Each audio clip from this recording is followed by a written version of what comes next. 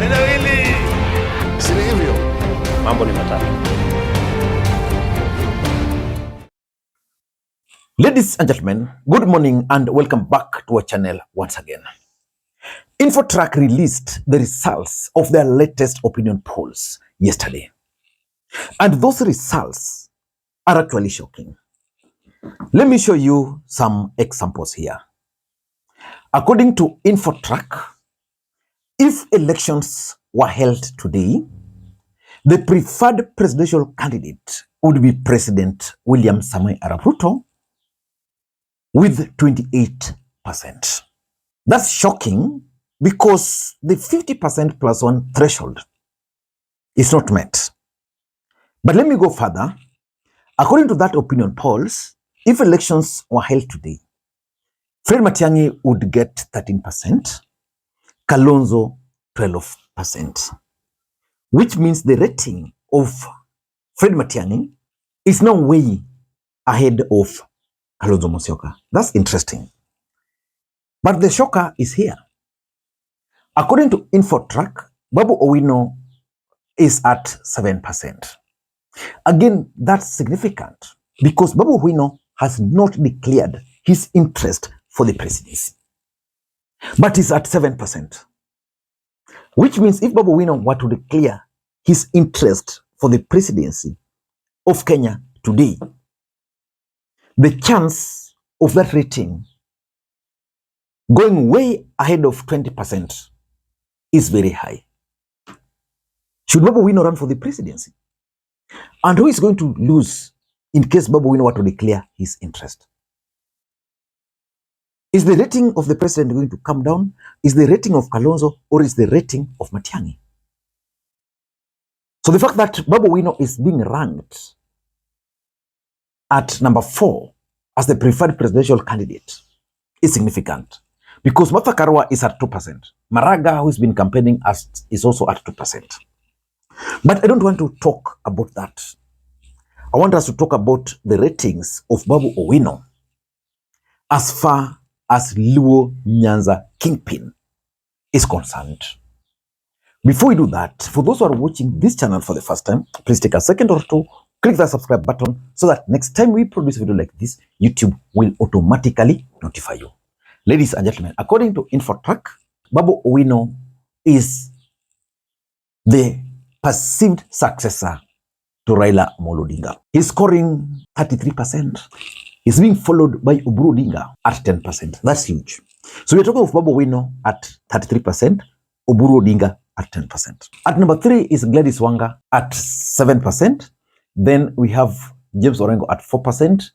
We have Opiyo Wandayi and Raymond Omolo at 2%. Of course, Mbadi, Nyong'o, Oreng, Mbadi, of course, Mbadi,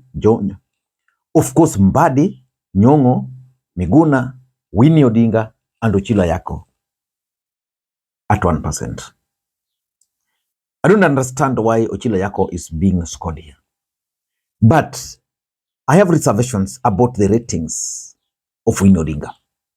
Because the name of Winnie Odinga always features prominently as far as Raila Odinga's succession politics is concerned. Even before Raila Odinga passed on, there are Kenyans who believe that Winnie Odinga would be the first woman president in the Republic of Kenya. So I doubt this. The other ratings I doubt here is that of Raymond Omolo. I think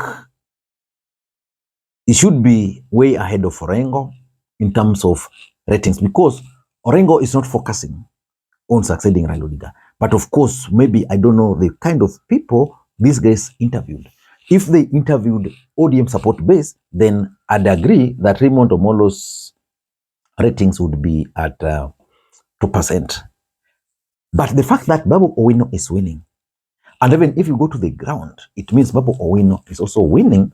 And even if you go to the ground, the fact remains that Babu Owino is slightly ahead of the pack. And for me, this opinion poll is important for 2 or 3 main reasons. Number 1, Babu Owino is already charting his own political path away from ODM party.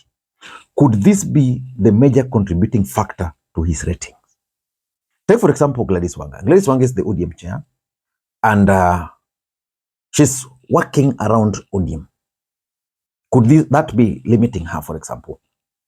So the fact that Babu Owino is charting his own political path is significant. Number two, this opinion poll is probably the first conducted after the death of Raila Odinga. Why is this important?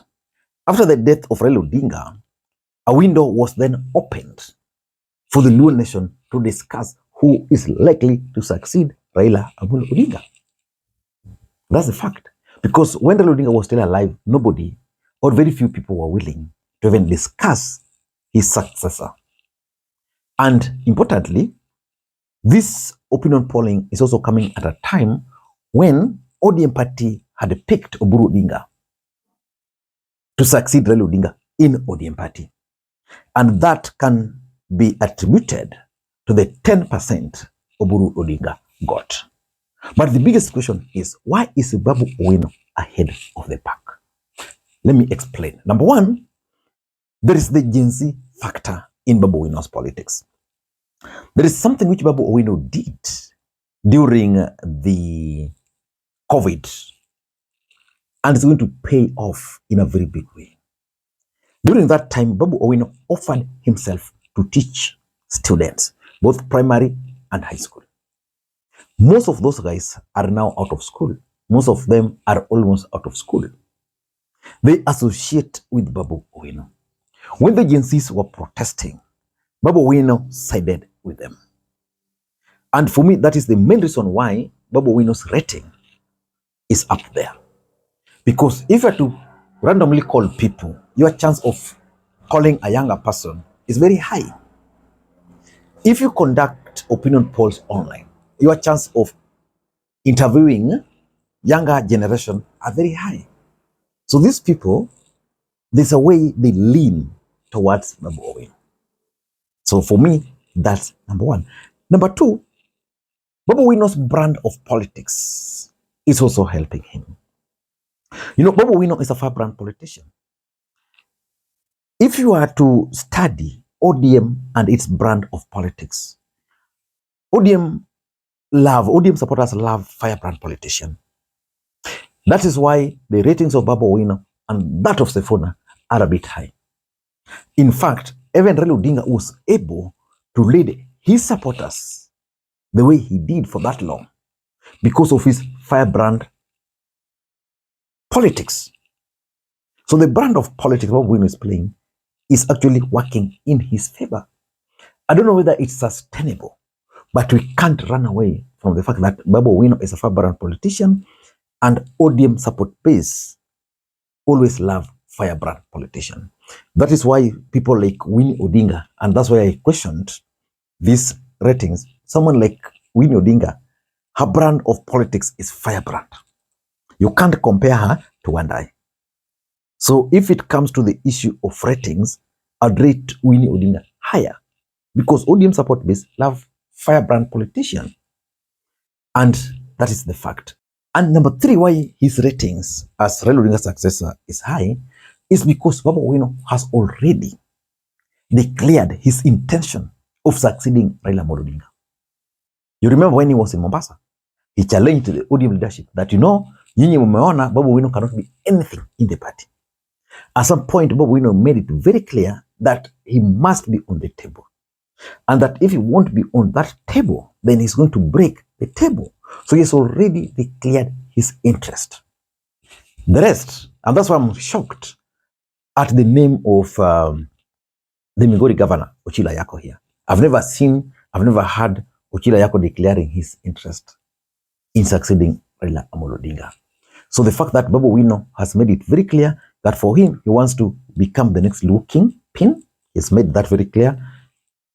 That is working in his favor. For example, someone like Raymond Omolo is a public servant, which means even if he was interested, he cannot declare. Yeah? But the fact that his name is appearing there is also significant. I'm not so sure whether Anyang' Nyong'o has declared his interest. I've never seen. But someone like Miguna has those interests and ambitions. And lastly, age as a factor is also working in favor of Babu Owino. Let us look at the people on this list. We have Babu Owino at 33%. We have Oburu Odinga at 10%. It means the Luo nation, those who support Babu Owino, have a feeling that based on his own, that based on his age, he can actually carry the aspirations of the nation, Luo nation, in future. Let us agree that Babu Owino is running for the Nairobi gubernatorial seat in 2027. What do you think will happen if he were to lose? Yeah? If Babu Owino will lose in Nairobi, his politics might actually come to an end, his political career. Yeah? But the Luo nation believes that it's going to win in Nairobi. Then after winning in Nairobi, Ruto shall have completed his term if he's going to be re-elected. Then Babu Owino then now can run for the presidency. Those are the facts. So they're looking at the age of Babu Owino. Of course, if you look at this list, someone like Gladys Wanga is almost the same age with Babu Owino. Raymond Omolo is still very young. Yeah, only maybe even Winnie. Yeah, but Mbadi is mature.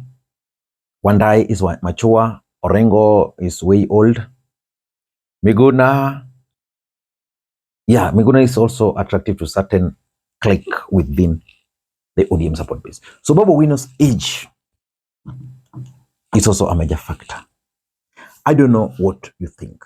Do you think Babu Owino is the preferred Raila Odinga successor in Luo Nyanza? Let me read your comments below. Until next time, this is Makwiny. Bye-bye.